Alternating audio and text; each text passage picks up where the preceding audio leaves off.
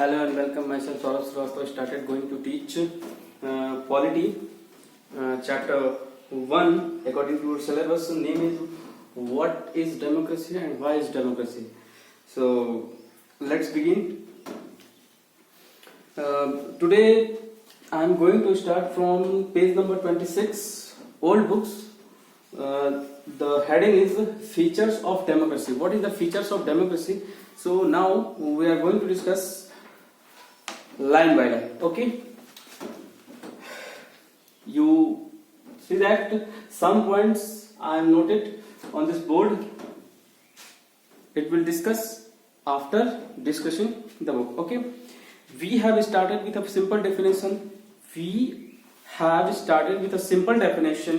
That democracy is a form of government in which the rulers are elected by the people. यानी कि democracy is a form of government. Democracy is a form of government where rulers is elected by the people. This is the key point. In a democratic country, rulers is elected by the people. That's why in a democracy, the main power, the supreme power in a citizen who lived in that country. Okay, so we can easily describe that democracy is a form of government. Democracy is a form of government in which the rulers are elected by the people. Okay, then who are the ruler? The question is who are the ruler? Ruler का मतलब शासक कौन होगा? अब जब जिसे हम elect करेंगे क्या वही होगा या उसके द्वारा चुना गया कोई और होगा, ये क्वेश्चन बनता है. तो हु आर द रूलर्स?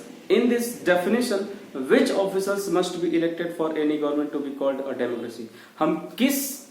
हम किसको इलेक्ट करेंगे जो हमारे डेमोक्रेसी में हमारा रूलर होगा, यानी कि हम ही उसको इलेक्ट करेंगे और वही हमारा क्या होगा? रूलर होगा. ठीक है. Okay, now next point, which decision may be taken by non elected officers in a democracy? ऐसे कौन से डिसीजन होंगे? Which type of decision does take by and non-elected members and which type of decision does take by elected members? This question must be discussed. What kind of election constitutes a democratic election? What kind of election that we call a democratic election? किस तरह के elections को हम एक democratic elections कह सकते हैं? And which decisions may be taken by non-elected? And what condition must be fulfilled for an election to be considered democratic?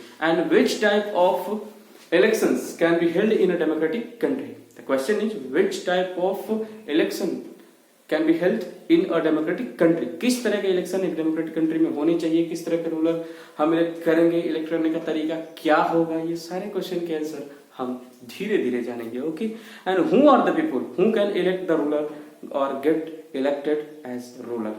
which type of people who can vote to elect the ruler? Which type of people who can vote to elect the ruler? ऐसे कौन से लोग होंगे जो vote देंगे किसके लिए? वहां के रूलर को इलेक्ट करने के लिए. Should this include every citizen on an equal basis? क्या सभी लोग, मेल फीमेल बूढ़े बच्चे, क्या सभी लोग वोट करेंगे?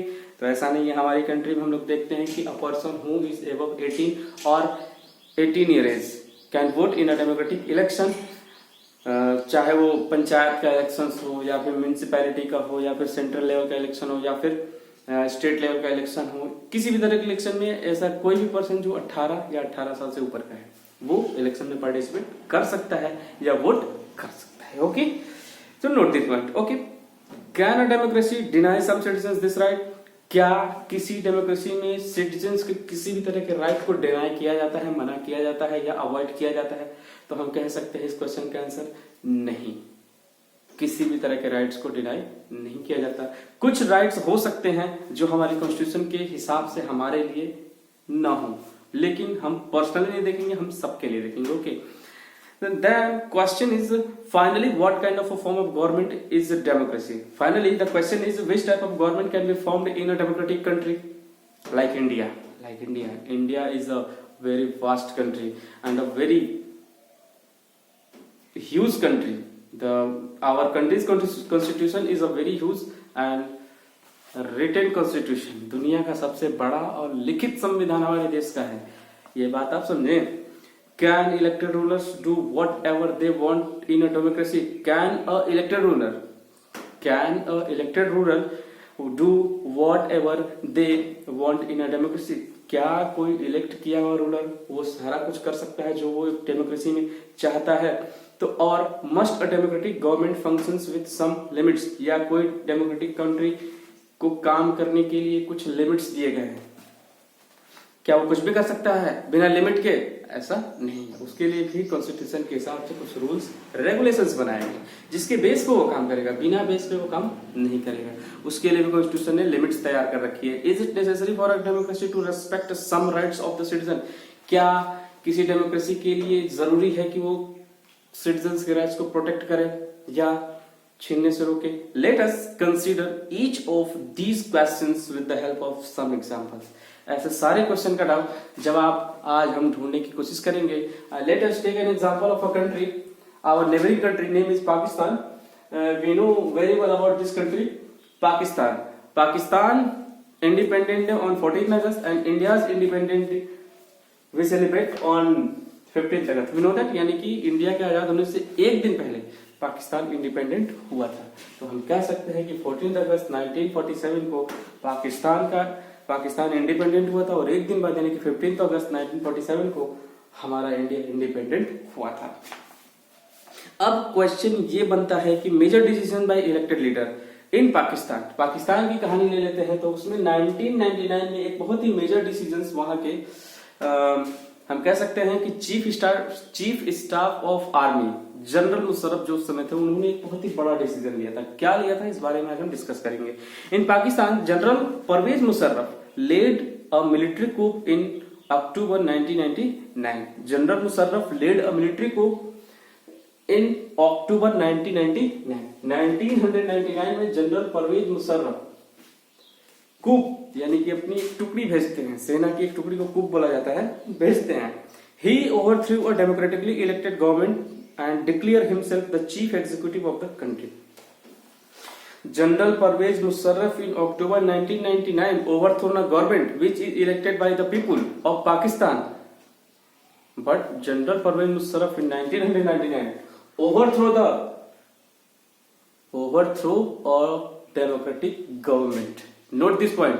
General Pervez Musharraf in October 1999 overthrow a government which is elected by the people and also called a democratic government। Then what is the meaning of government? He overthrew a democratically elected government and declared himself the chief executive of the country।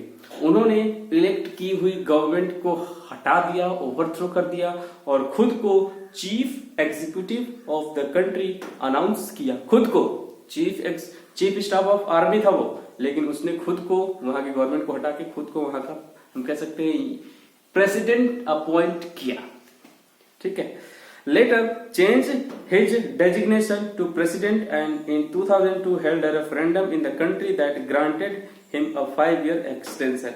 बाद में उसने designation को change किया और खुद को 2002 में अगले 5 साल के लिए प्रेसिडेंट अपॉइंट करता है। खुद ही नियम बनाता है, खुद ही प्रेसिडेंट बन जाता है। Pakistani media, human rights organization and democracy activists said that the referendum was based on malpractices and fraud। वहाँ की media, Pakistani human rights organisation, Pakistani democracy activities, सबने ये कहा कि this decision is totally based on malpractices and fraud। This decision is totally based on malpractices and fraud। Then what is the meaning of a democratic country in Pakistan? वहाँ government ही वहाँ का chief army staff पलट देता है, तो फिर democracy का मतलब क्या होता है? इंडिया में ऐसा आज तक नहीं हुआ है, तो आप इस बात को ध्यान देंगे। In August 2002 he issued a legal framework order that amended the constitution of Pakistan। उसने अगस्त 2002 में उसने लीगल फ्रेमवर्क ऑर्डर तैयार किया और वहां के कॉन्स्टिट्यूशन में अमेंडमेंट लाता है, संशोधन लाता है। उस संशोधन के अकॉर्डिंग टू दिस ऑर्डर और अकॉर्डिंग टू दैट अमेंडमेंट, उस अमेंडमेंट के according the president can dismiss the national और प्रोविंशियल असेंबलीज। उस अमेंडमेंट के अकॉर्डिंग मेजर डिसीजन लिया जाता है जिसके अकॉर्डिंग प्रेसिडेंट चाहे तो वहां की गवर्नमेंट प्रोविंसेस को डिसमिस कर सकता है, चाहे वो स्टेट लेवल पे हो या फिर सेंट्रल लेवल पे हो। Got it? The work of the civilian cabinet is supervised by a national security council which is dominated by military officers. Major decision जो भी कंट्री लेवल पे लिए जाएंगे या सेंट्रल लेवल पे लिए जाएंगे मेजर डिसीजंस, उस सारे मेजर डिसीजंस को लेने का काम कौन करेगा? तो इसमें दे रखा है कि the work of the civilian cabinet जिसमें सारे के सारे मिलिट्री ऑफिसर्स हुआ करते थे, वो सारे मेजर डिसीजंस कौन लेंगे? यही नेशनल सिक्योरिटी काउंसिल के मेंबर्स लेंगे, जिसमें अधिकतर मिलिट्री ऑफिसर्स रहते थे। After passing this law elections were held to the national and state assemblies.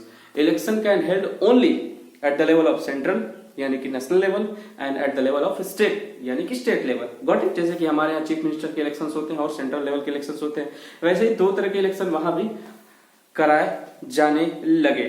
Okay, so representatives have some powers. तो जो रिप्रेजेंटेटिव्स होंगे जो सेंट्रल लेवल पे इलेक्ट किए जाएंगे, स्टेट लेवल पे इलेक्ट किए जाएंगे, उनके पास कुछ पावर्स होगी। सारी पावर्स किसके पास होगी? तो जो members national council of members बने थे, national civilian council of members, वो मेजर डिसीजंस लेंगे। तो ये सारी चीजें वहां थी। Okay, so Pakistani has had elected representatives have some powers but the final power rests with military officers and General Pervez Musharraf। और जो बची हुई पावर है वो किसके पास होगी? यानी कि मेन पावर दो लोगों के हाथ में, national council of civilian members and secretary general Parvez Musharraf, who was the present president of Pakistan in 1909 and also in 2002. So note this point. Okay, now clearly there are many reasons why Pakistan under General Musharraf should not be called a democracy. मतलब why we called Pakistan under General Pervez Musharraf is not a democratic country. हम पाकिस्तान को general Parvez Musharraf के under एक democratic country क्यों नहीं कह सकते? तो इसके आंसर को ढूंढने के लिए, but let us focus on these, can we say that the rulers are elected by the people? क्या ये हम कह सकते हैं कि जो वहां इलेक्शंस हुए वो वहां के लोगों के द्वारा इलेक्ट किए गए? तो हम कह सकते हैं नो, फुल्ली डेमोक्रेटिक कंट्री हम उसको नहीं कह सकते, क्योंकि जनरल परवेज मुशर्रफ वहां के लोगों की मर्जी से प्रेसिडेंट नहीं बना था, लोगों की मर्जी के खिलाफ बना था। Can we say that the rulers are elected by the people in Pakistan? No, not quite. People may have elected their representative to the national and provincial assemblies, but those elected representatives are not really the rulers.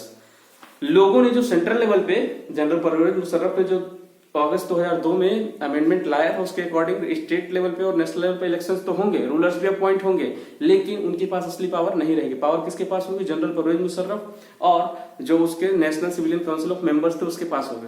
तो क्या लोगों ने जो member elect किए थे, क्या असली power उनके हाथ में थी? तो हम कह सकते हैं नहीं थी। असली पावर किसके हाथ में थी? जनरल परवेज मुशर्रफ के हाथ में थी। Okay, they can not take the final decisions.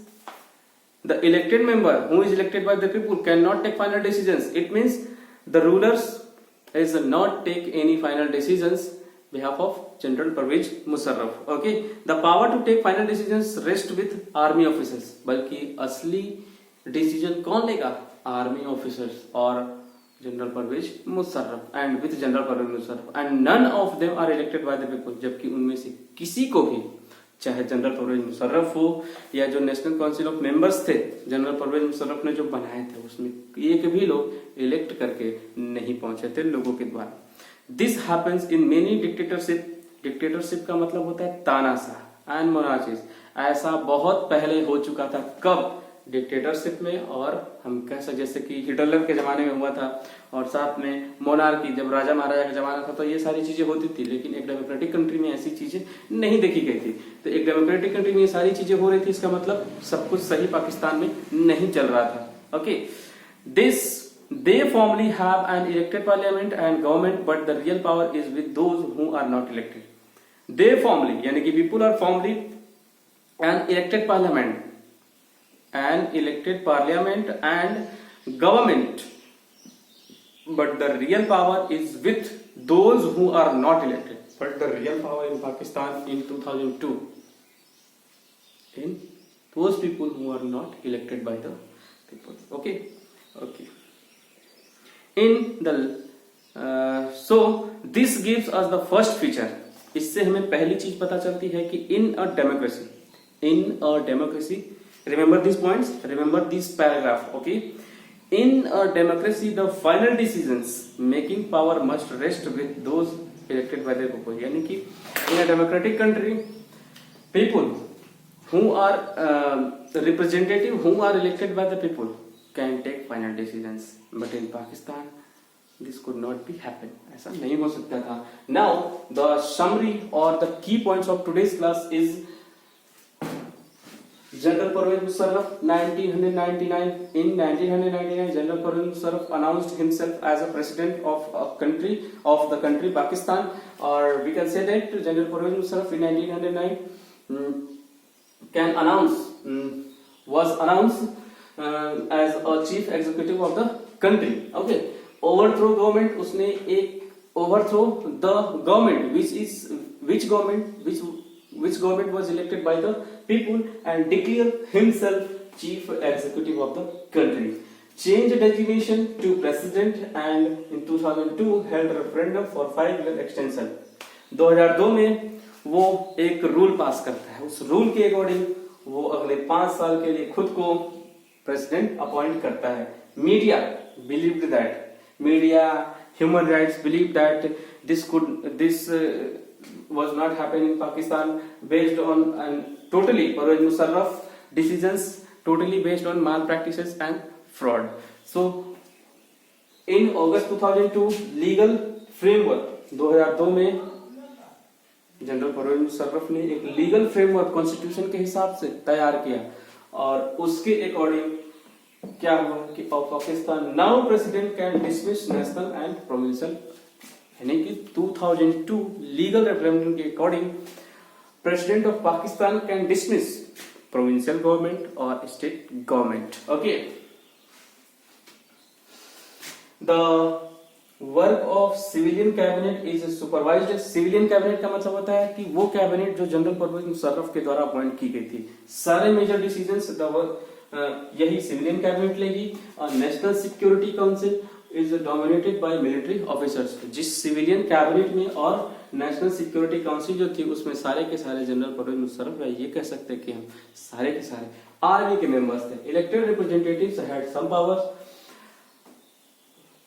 Which person is elected by the people? Which person was elected by the people can take decisions, but final decisions can take only and only taken by the people who is belonging from National Security Council or belonging from civilian cabinet. Okay, so they formally have an elected parliament and government. लोगों ने एक elected parliament और government को form किया था, but the real power is with those who are not elected. But the real power who can take major decisions is with those who are not elected by the people. So today's homework for you is question. By using above key points, इस सारे points का use करके write a summary of today's class and also give your view on Pakistan is a fully democratic country or not. So thank you so much for today. Thank you.